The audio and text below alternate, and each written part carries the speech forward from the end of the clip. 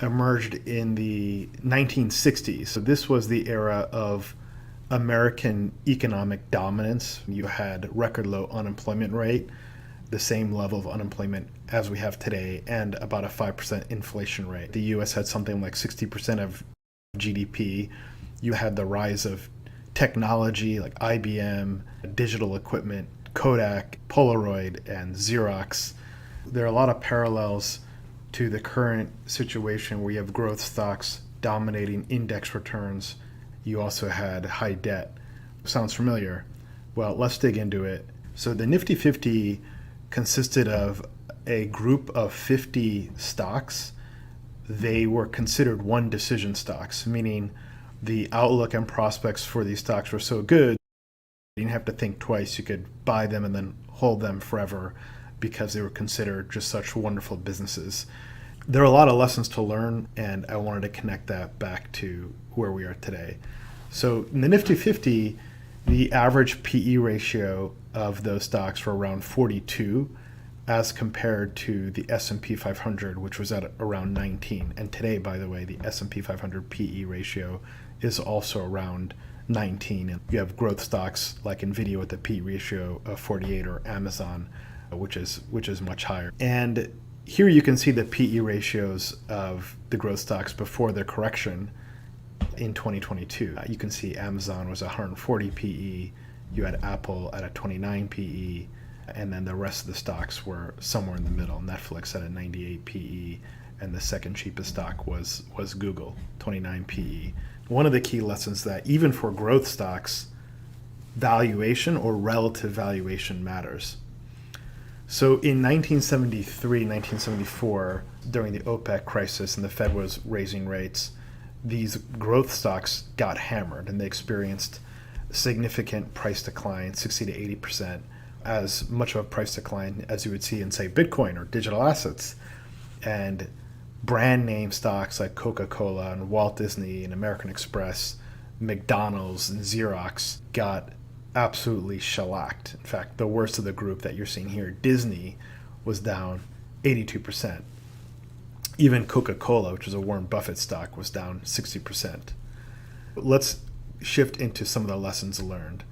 One lesson is that valuation matters.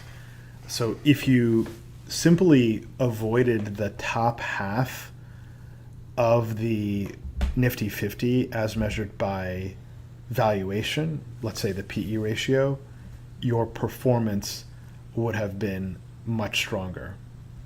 Avoiding expensive stocks would lead to better performance, even in big tech, would be the conclusion today. What's interesting is that Apple just hit a $3 trillion mark, and I just showed you a moment ago that Apple had the cheapest relative valuation as compared to other big tech stocks. In fact, in 2015, Apple had a PE ratio of around 10, which is when Warren Buffett started accumulating. The other key lesson here is focus on tech stocks that are utilities in disguise. So what's utility? Utility is something that's indispensable, like water, like energy. Perhaps healthcare has become a utility. My iPhone is now a utility. I'm a reliable upgrader of my iPhone year in, year out. I argue that the cell phone is now a utility. And Apple is a tech stock that's a utility in disguise. Tech stocks are prone to disruption. We saw that Jasper, which is built on GPT, itself was disrupted by GPT-4. We saw this during the search engine wars, where you had Lycos and Excite and Alta Vista. All of them were disrupted by Google. And you've seen this in social media. You had 6 Degrees, you had Friendster, which led to MySpace, which led to Facebook, which led to TikTok. And so technology is prone to disruption by other technology. For that reason, I often say that tech stocks should have higher discount rates. They carry more risk than meets the eye. However, there are some tech stocks that have real moats that are enduring and have utility-like characteristics. And I argue that Apple is one of those. Apple is indispensable, and maybe Nvidia has that property as well. I'll come back to that closer to the end. So Apple is this long duration sticky cash flow stream. I've had my Apple iPhone for 10 years. I probably will have the Apple Roman numeral version XLV5 in 25 years, and I'm not going to switch unless there's a highly compelling reason to switch. At the top of the list, you can see you had Philip Morris, you had pharma companies, Pfizer, Bristol Myers, you had Gillette, which is a consumer staple, Coca-Cola, and Merck, which is another pharma company. You can see Schering, Squibb, Eli Lilly. So what are the common themes?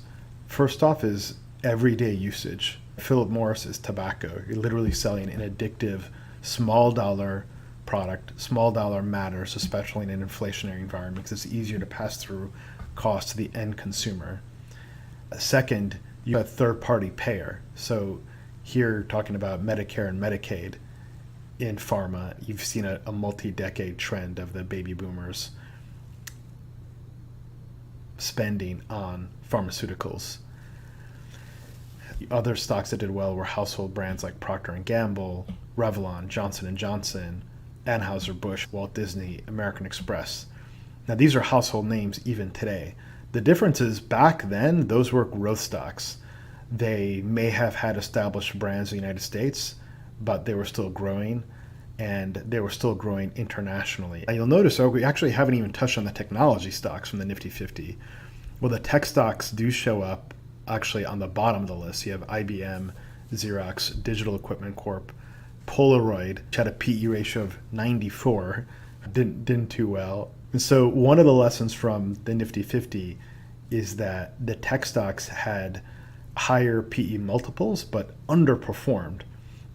In this long list, the stock that did the best were Buffett companies. One was Coca-Cola. So who would have thought that a boring soft drink manufacturer would go on to outperform the vast majority of the Nifty 50 stocks? And of course, Philip Morris trounced them, and Philip Morris had one of the lowest PE ratios in the Nifty 50. Even though Philip Morris wasn't owned by Warren Buffett, it does meet all the characteristics of a Buffett stock. Low dollar price, daily usage, everyday spend, consumer staple, strong brand. Remember the Marlboro Man? Buffett did make good non-consensus bets, such as the bet on a soft drink manufacturer. The other top performer from the Nifty 50 was Walmart. So if you bought the Nifty 50 basket and held on to Walmart, then by the year 1998, Walmart would comprise 55% of your portfolio. In fact, Walmart also had a correction in 1973, 1974 bear market. You can see it in that it's somewhere in this red window here. But even though they experienced a significant drawdown, it really didn't matter.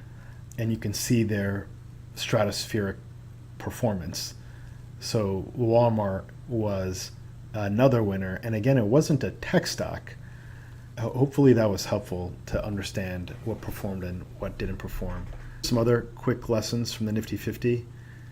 So if you simply bought the S&P 500, you would have done just fine. The Nifty 50 did not outperform the S&P 500, and the S&P 500 had a PE ratio of 19 times earnings as compared to 40 times earnings plus for the Nifty 50.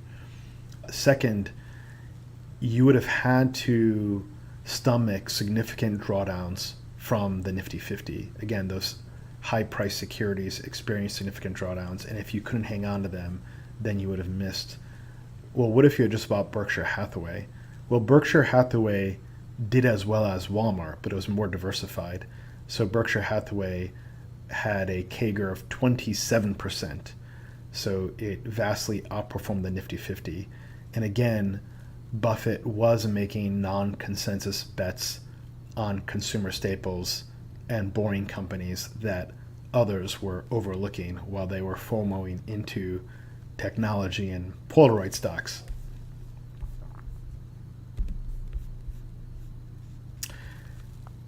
Another lesson here would be diversify across quality and value. So once you've built a screen, you've done some good fundamentals analysis, you've analyzed the moats for the companies you're looking at, the brand and other attributes, diversifying across them is a good idea. And the reason why, it's hard to know exactly which one will be the star performer.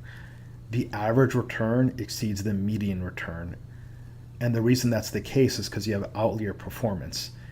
The presence of Walmart in your portfolio during the 70s through the year 2000 would have caused the average return to well exceed the median return. So you have to index against that after you've applied your filters. So diversification does matter after you've done your initial screening, your diligence, and your homework. Even though Warren Buffett talks about how concentration creates wealth, he himself has something like 80 plus portcos that are part of the Berkshire Hathaway empire.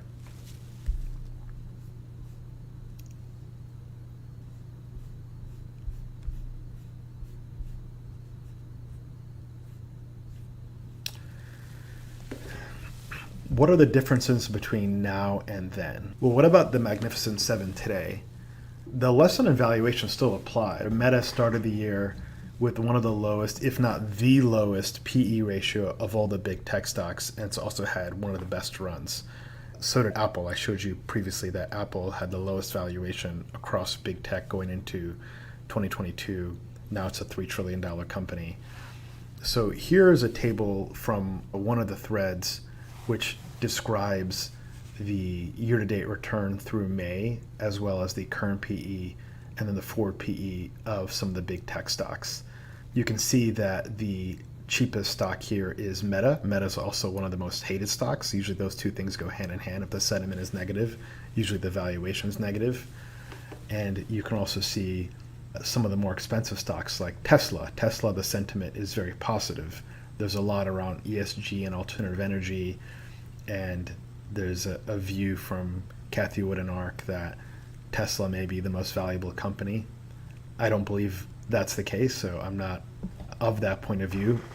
And even if you're correct, that view is priced in. However, the relative valuation of these securities versus their historicals are also worth taking a look at. Tesla is at a 14th percentile of its historical price to earnings. Meta also is relatively cheap, not just versus its peer group, but also versus its historical performance. Well, what about NVIDIA?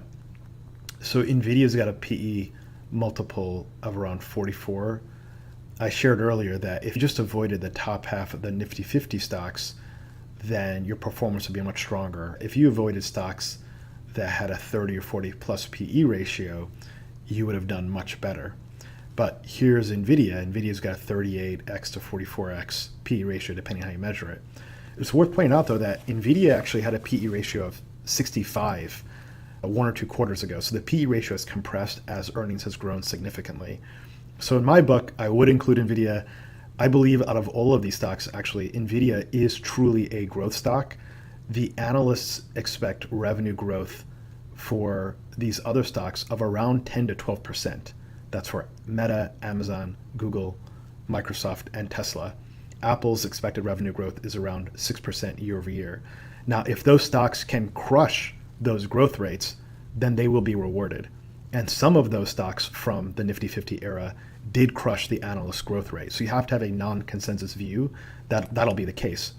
The larger the market cap and the more dominant these companies are as a share of GDP, the less likely it is for them to maintain their meteoric growth rates. That's why Apple is investing in the Vision headset. It needs to find new markets to grow. It needs to establish product market fit once again, and it needs the revenue from that to make an impact to the bottom line.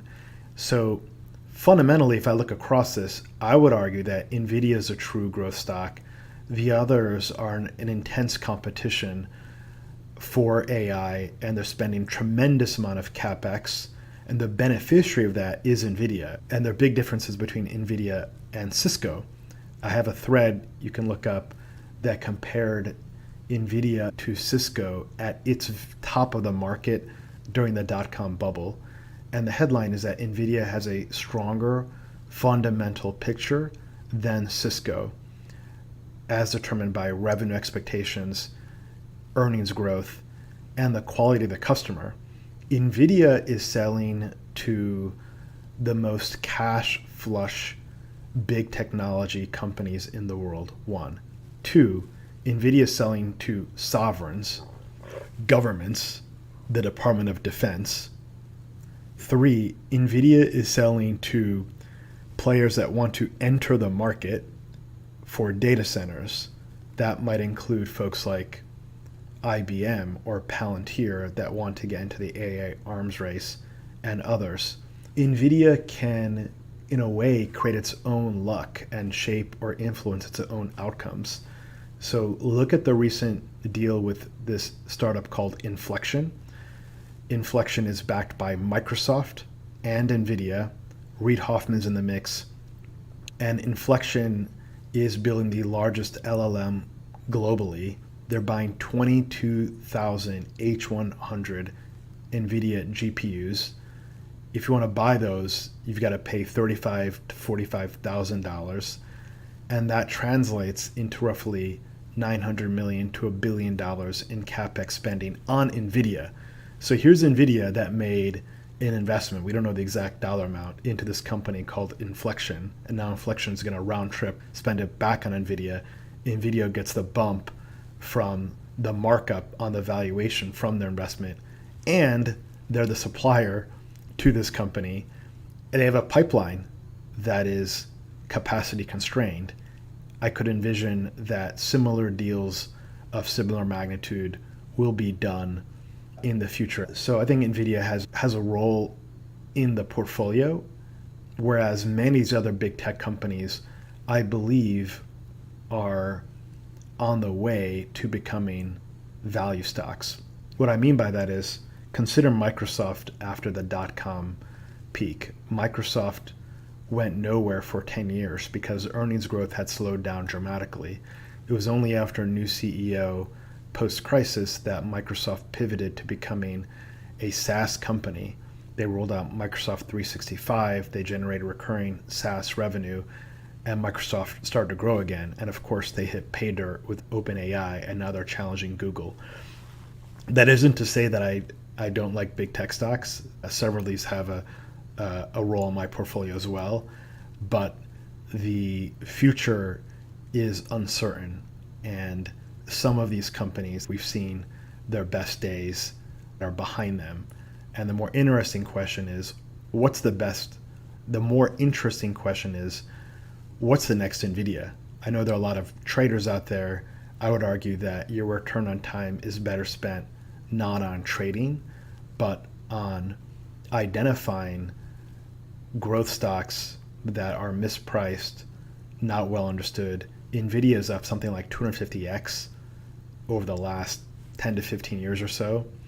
And I imagine that there's some of you out there and you are building your own gaming systems using NVIDIA graphics cards. Some of you may have built your own computers and you were purchasing MS-DOS or Windows software in the 90s, or maybe you purchased a Dell or a Gateway computer in the 90s. Those were growth stocks before they became value stocks. So applying that Peter Lynch approach may be more relevant today to finding the new crop of growth stocks. So some of the stocks I've owned in the past, those are ways I would argue you should think about finding mispriced securities rather than this highly efficient big tech market where you've got 2 million financial analysts worldwide trying to find the efficient price for these securities. Well, there are a few. One is that many of those iconic brands that we saw that performed so well were built in the golden age of television and cable. And now it's a very different environment. We live in the age of social media. And take a look at what Elon Musk is doing with Tesla. He spends zero on traditional marketing, and he's established a direct relationship with his consumers. So I think the kinds of firms that will be more valuable in the future, trends, the growth of the beverage industry, the growth of entitlement spending, Medicare and Medicaid, where you've got a third-party payer who's not price sensitive in the case of Merck. So if you want to learn more about those approaches, I recommend you take a look at my Warren Buffett video. I go through this at a much deeper level around the characteristics of these businesses. This was a lot of fun. I hope you enjoyed it as well. Stay tuned for more of this content. If you like it, subscribe to the Lumina newsletter for more. Take care.